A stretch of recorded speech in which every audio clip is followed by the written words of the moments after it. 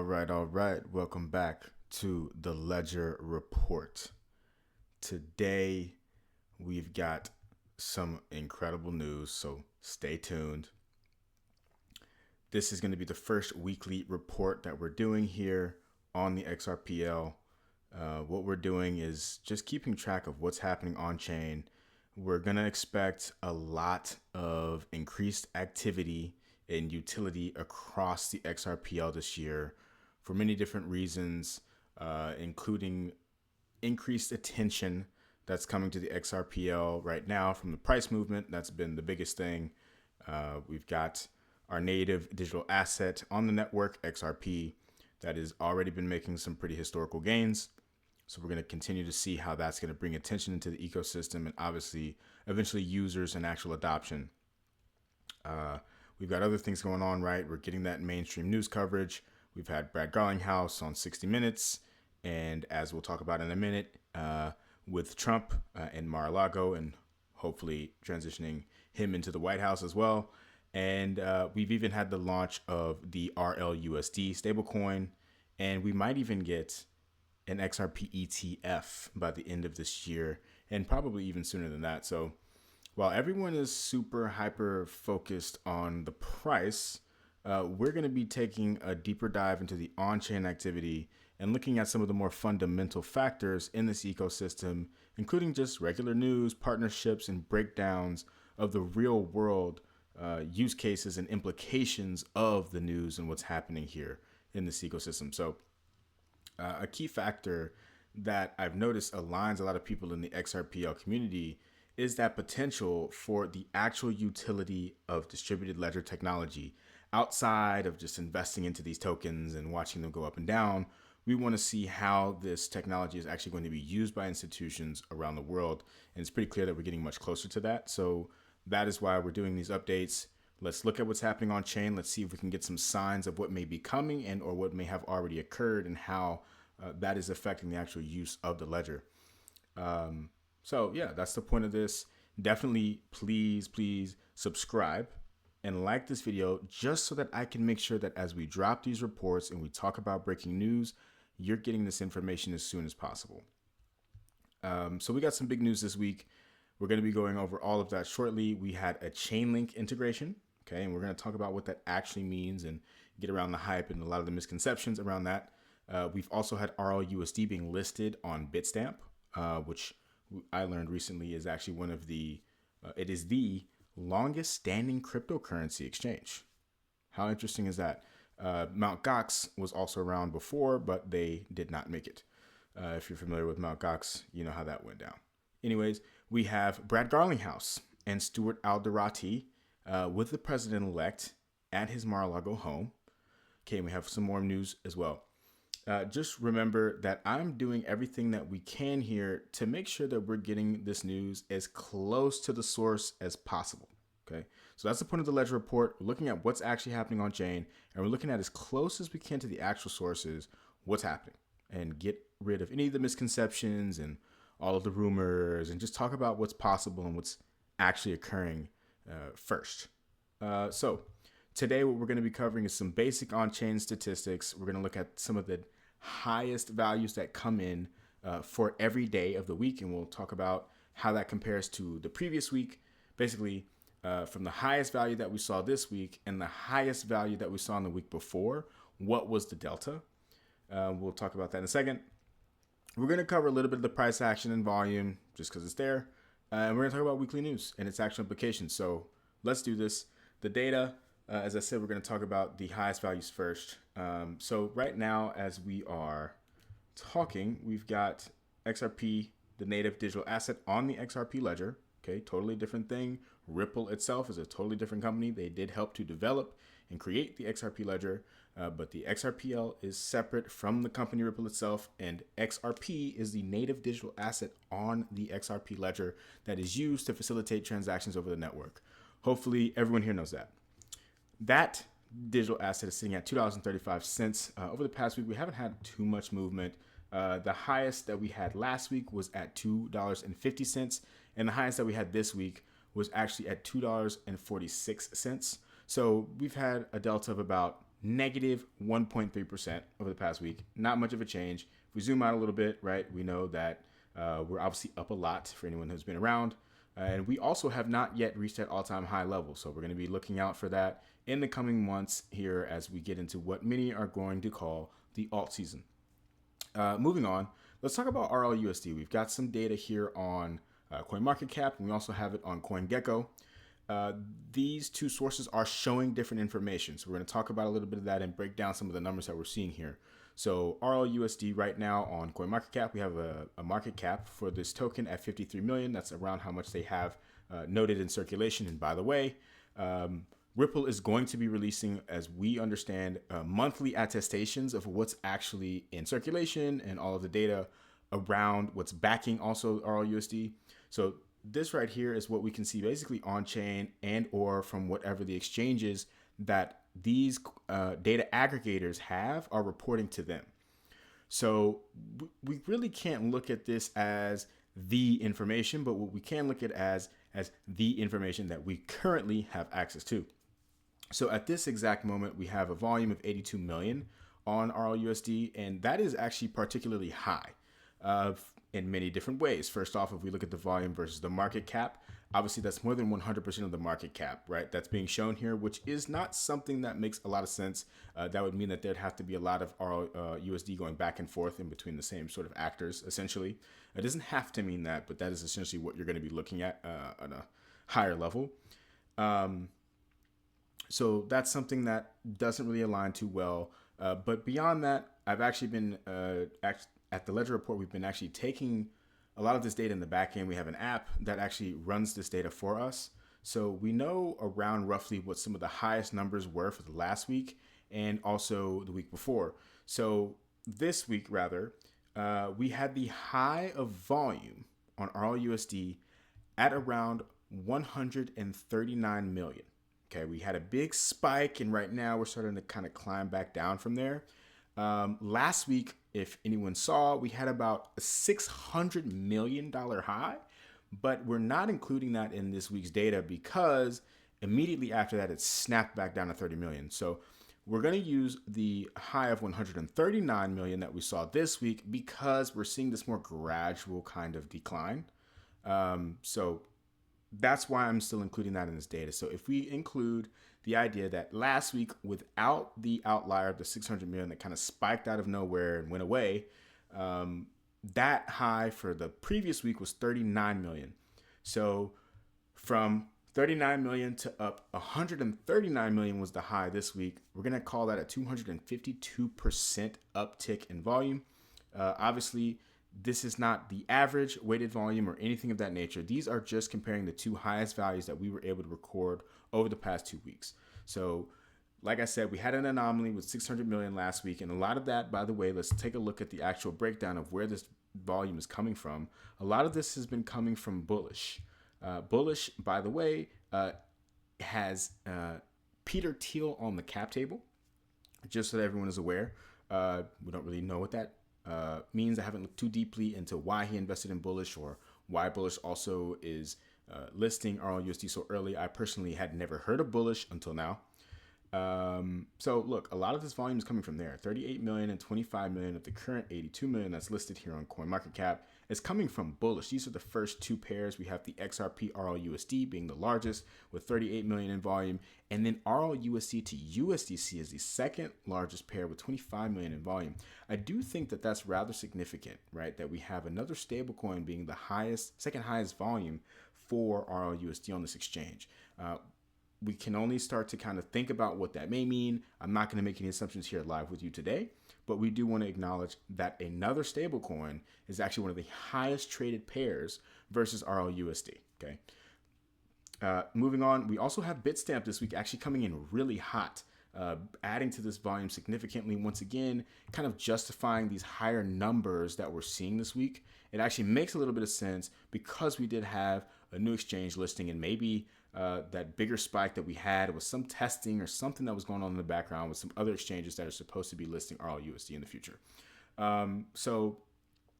That's pretty much what I wanted to highlight here for now. We're going to look at CoinGecko as well, just so that everyone can see. You can also see, by the way, RLUSD by euro. So We have some euro pairs now coming into the market. That is on the open market here that we're seeing. And let's look at CoinGecko really quickly. We do have a higher market cap reported over here. We're not sure of exactly why that is. The trading volume is about the same. Let's look at the market, see if there's anything significant that we can realize that's different here. Nothing much for the volume. But that's what we're looking at here so far in the past week, with RLUSD volumes up about 252% if we're looking at the highest values. Moving on chain. Let's move on chain. We're looking here on XRPscan.com. We want to thank them for putting this together. They've been this website has been in effect for a very long time, bringing us all the really cool data. So the first thing that I want to look at personally is the new accounts activated. I think that's going to give us a really cool idea and look into what exactly has been happening in the future without too much of a blurred view of exactly what's happening. So let's do that. This week we had 10,000 new accounts activated versus the highest value this week was 10,028. And last week, the highest value that we had was 9,355. So if we take those two values and we look at the delta, the change there is going to be 7.2%. We've had 7.2% more accounts created at the highest level throughout the week, right? Once again, I know that's not a clean, super clear metric, but we want to use that as just a way to look at what are some of the big spikes, where are some of the big differences in the delta that we're seeing. The next thing I want to look at is the actual XRP burned. I think that's going to be a really good thing to look at because once again, it's a very clear metric of basically how much the XRPL is actually being used, whether that's for transactions, whether that's for sending payments rather versus different types of transactions that may be sending information, that may be account set, little things that can happen to burn XRP on the ledger. I think this gives us a better, clearer look at the actual utility.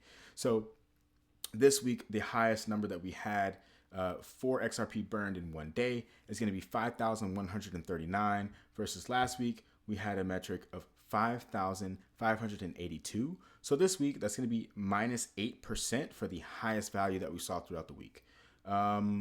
Moving on to the actual nodes that we have running. So this hopefully won't change too much, but we do want to make sure that we're keeping track of this over time. This does give us an idea of like who is invested in making sure that they can use and read the information on this network first and foremost. Right now we have 831 nodes that are currently running. That number is going to go up and down a little bit throughout the day. It's not going to change too much unless, once again, we find that we have higher demand for the network. As you can see, Africa does not have a ton of coverage. We have, it looks like, really one node throughout all of the continent of Africa, which is rather fascinating to think about. South America, we only have two different nodes. It looks like Brazil over there, and then over here in either Chile or Argentina. I don't know if it tells us exactly where. It looks like we have a node in Mexico and quite a few across the United States, as well as in the EU. Okay, so this tells us a lot as well about who are the stakeholders in the network at this current moment in time. We have one out here, it looks like in I want to say that's New Zealand. Definitely correct me in the comments down below. And yeah, so a little bit of Southeast Asia. We got Japan here. Looks like potentially China, maybe. And I'm not going to keep doing that, but you kind of have a general idea of where these nodes are hooked in. Once again, who cares about upkeeping and at least reading the information on the network? Over here on the nodes list, on the validators list, this is more about which people are putting a lot more resources up to actually validate transactions on the network. And right now we have 189 validators on the network. We're not going to look at changes this week because we're not going to see a lot of changes, or rather we haven't been keeping the data. And so next week, if we do have any big changes, we'll be sure to note it, and we'll be sure to talk about it here on the Ledger Report. So moving on, let's talk about the news this week because we had some really cool news. So moving on, Ripple adopts the Chainlink standard to further Ripple RLUSD utility and access in DeFi. Now, I want to dive into this a little bit because there's a lot of talk and a lot of competition and almost animosity between the Chainlink and XRP Ledger community. And I think it's unwarranted and unnecessary. Both of these solutions offer totally different aspects to the distributed ledger technology space. And they're both absolutely helpful for one another and what it is they're looking to accomplish. please let me know in the comments down below why you think that's not so. And I'm happy to have a stronger conversation about that. Now, what I also want to make clear here is that Ripple has a network of banks that they've been working with for years in the background. They've been executing transactions over the Ripple net, which may or may not need to use the XRP token, right? You don't need the XRP token in the Ripple net. And these are private bank transactions that have been taking place for, to be honest with you, over a decade now.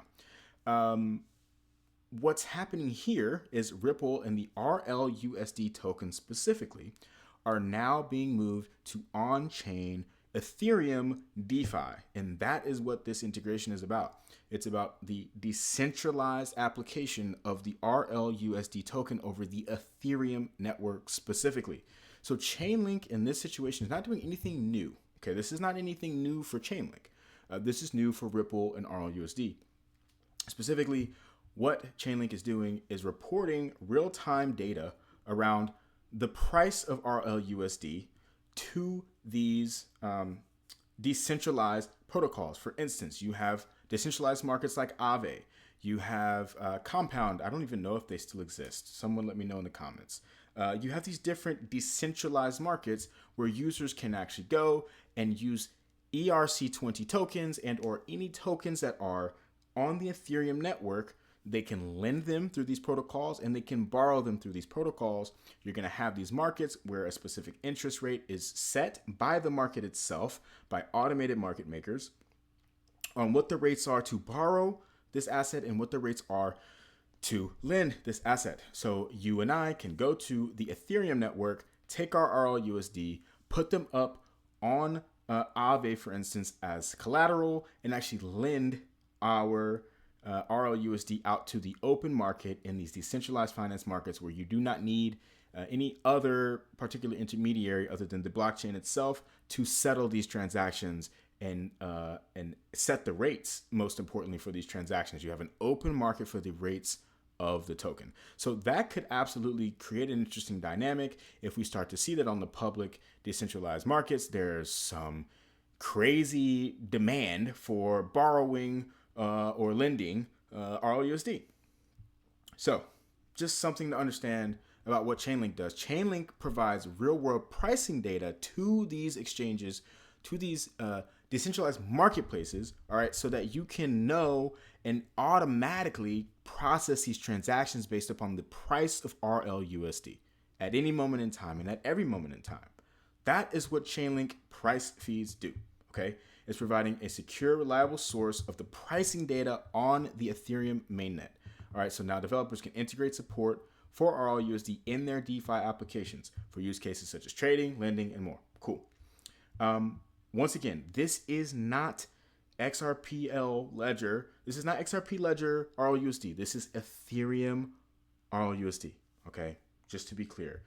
We're talking about it's issued on the XRPL and Ethereum, but to support this, right, you need this. To support it on Ethereum, you need Chainlink in order to provide that, that real-time pricing data from an outside source, right, which is going to be these exchanges, for instance, upon which this asset is being traded.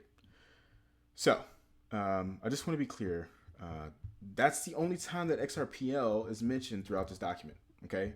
Because this token is issued on both, but that is not where Chainlink is playing a role. Chainlink is playing a role on the Ethereum network, okay? Onto the Ethereum blockchain. I just want to make that clear. This is not something that's too new and it's not overly important to Ripple. I'm not going to go too deep down that rabbit hole, but it is amazing that we're now having access to RLUSD as the retail user. Okay, cool. Moving on. Didn't mean to spend so much time on that, but I want to make sure it was clear.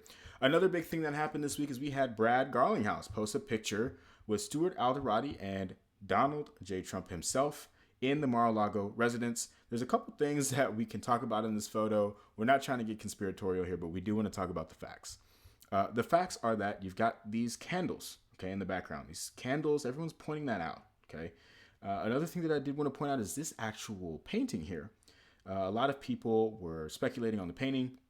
From the research that I did, I found that this is the USS Constitution versus the Her Majesty's Guerriere, if you can pronounce it that way, painting. So this is a depiction painted by Thomas Birch and a few other artists at the time actually painted something similar to this. And this is actually a depiction of a battle that happened in the War of 1812 between the United States and England. Okay. Now, does it have to mean anything? It does not. But for my people who understand why that might actually be significant, we'll talk about that in a separate video. Let me know in the comments down below if you want to talk about why the United Kingdom and Ripple have actually a very interesting tie and potentially adversarial relationship. There might be an adversarial relationship between the concept of the XRP ledger and a specific solution that's coming out of the United Kingdom. But we won't talk about that today. Let's move on. So a lot of people were making a big deal out of that. You know, we've got Brad, you know, what other crypto CEOs are in the White House, right? Well, let's calm it down a little bit and let's listen to this message from Trump earlier today, I think. We've been watching over the last couple weeks, a lot of CEOs, including some who censored you 4 years ago, have been coming down here basically to kiss the ring. Did they change or did you change? Well, maybe we all changed. I think they've gained a lot of respect. I think they looked at the mandate that we got. As you know, we won the popular vote, as I said. We won all 7 swing states. They said, well, if Trump would win, you know, I had to win 3 because I had a lot of early voting going on, and we had to win 3, and we won all 7. And we won them by a lot. We didn't win them by a little. We won them by a lot. And we won the popular vote by a lot. I think that had an effect. I also think it's like... Keep listening. Let's get something done.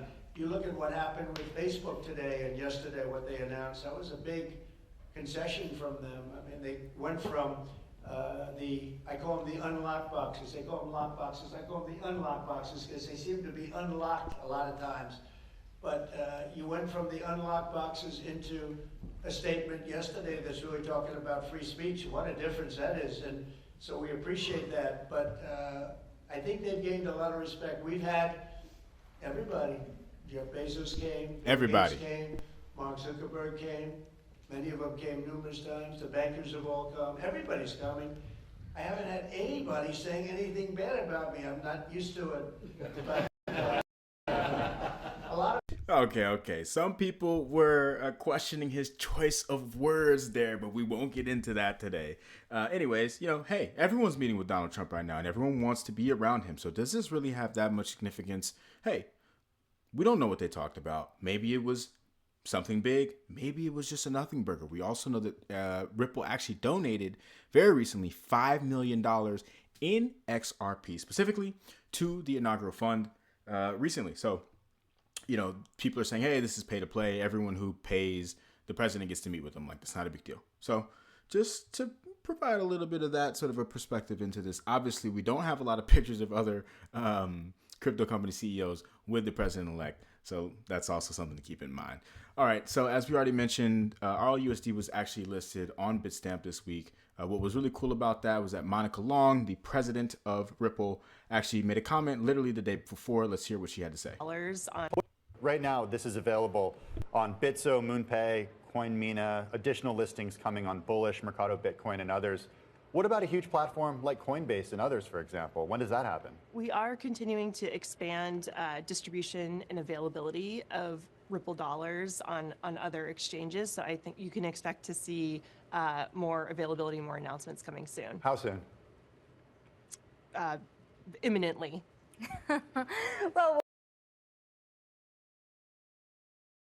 So imminently. And the next day, and I guess maybe even that day, bam, we had Bitstamp. So that was a really cool message from her. She goes on to talk about, you know, how excited she is about RLUSD and so on.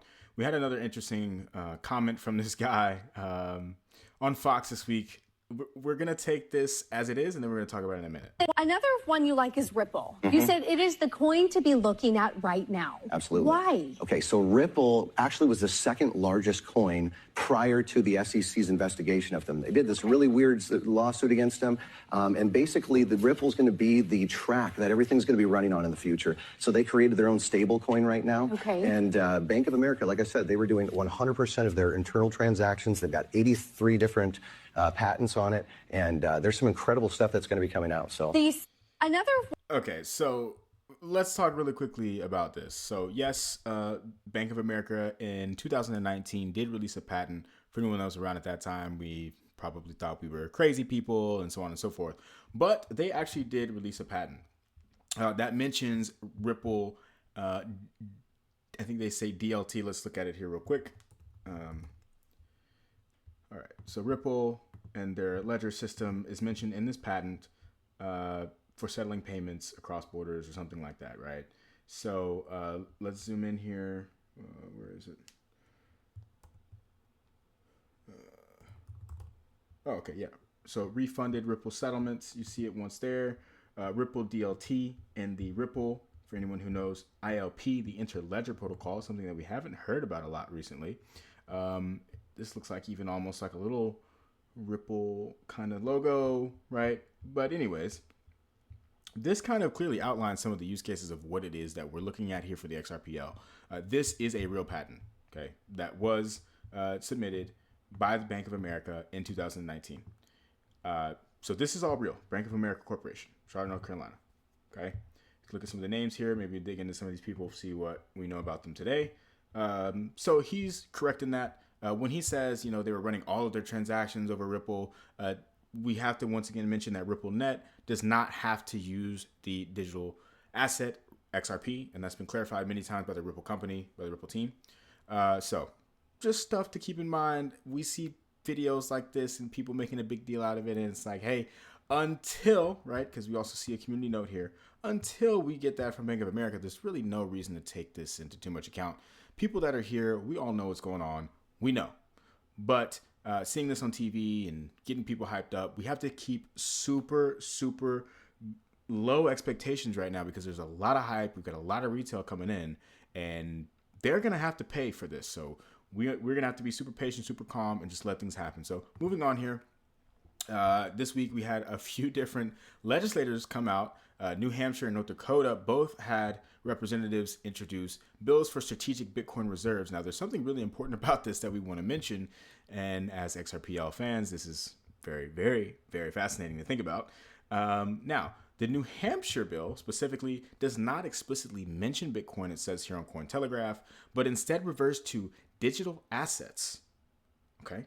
Now, the reason that is so interesting is because we know, once again, as XRP Ledger community members, that we like to use that term, digital assets. There's a reason. Obviously, a lot of people like to use that term, but in this space where we're talking about institutions, we are always adamant about using terms like distributed ledger technology, digital assets, rather than Bitcoin and cryptocurrency. Why? Because although it actually encompasses Bitcoin, it's actually a little bit more specific, right? Because we're not talking about cryptocurrencies. We're talking about digital assets that can be used to create wealth and do things that you would want to do in a financial system.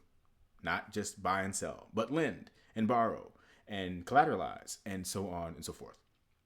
So moving on, we're not going to dig too deep into this today. We'll see what happens as this continues to roll out. We're seeing this from many different states. Pennsylvania also had a House of Representative member introduce its idea for legislation for a state level reserve. We're talking about state level reserves. We're talking about national level reserves. And we're seeing other nations around the world continuing to bring this conversation up. So we talked about that in the last video that we had about the XRPL, you know, mentioning, hey, there's a lot of this going on around the world. So anyways, moving on, I want to leave you all with my meme of the week. And this is also just in light of everything that's going on. We're going to see a lot of hype this year. We're going to be focused on what's happening on chain.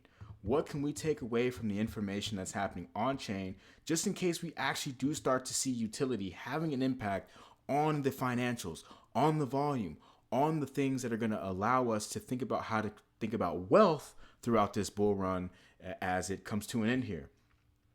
So that's the fundamentals that we're going to be looking at throughout this bull market. We have Sistine Research, who out of nowhere, it feels like has been very vocal in the community, in the XRPL community specifically, posted this today. And I'm not going to lie, it had me dying. And this is just, you know, to round off the message about let's keep our head level throughout all of this. And let's make really logical decisions around when to potentially take profits if we need to throughout this bull run. So let's talk about it. Yeah, no, you're not. No, you're not. Stop. No, you're.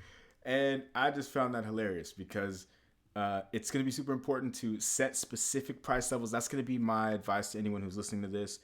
Please, please, please, please, please, please, before the price starts to run off, set specific price points that you want to sell a specific amount of whatever digital asset that you want to sell. Have that outlined beforehand so that you're not having to make emotional decisions.